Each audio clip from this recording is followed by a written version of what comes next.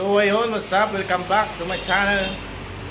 Today is the day at tuturuan ko kayo kung paano mag-convert ng sound effect sa music playlist nyo. Okay. So, at kasama ko ngayon si Jonessa Abdina at andito yung channel niya. Ayan, ayan. So, hello. Subscribe po kayo sa channel ko. So, ayun. Tuturuan Tuturuan ko kayo kung paano gawin yon. So, let's go! So, punta tayo ng YouTube app. Ayan. Ayan lang natin. Then, search nyo. Sound effect.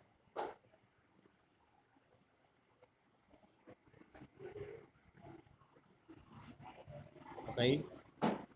So, makikita nyo dyan. Ang daming pwedeng download. Mamili lang kayo dyan. Ayan, kunwari ganyan.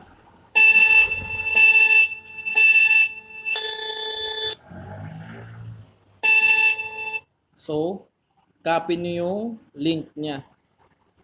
Dito. Ayan.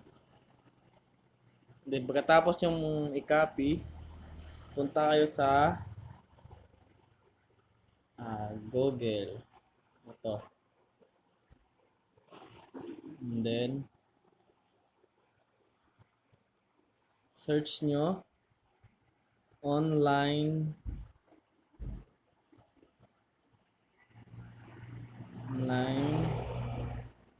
video. Ayan, converter. Click nyo yan. Then, itong taas. Ito. Click nyo yan.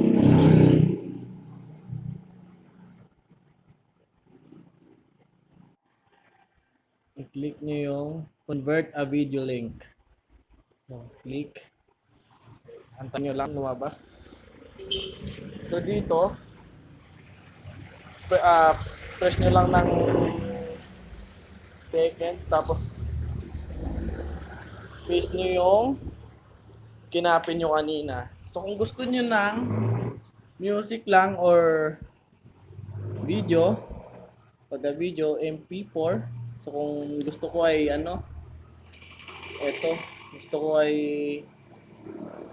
music lang. So, MP3 yung pinili ko. So, start na natin.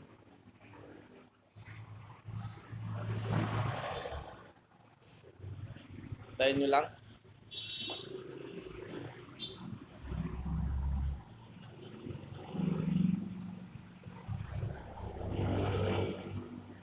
Tagal niya. So, ay click nyo yung download.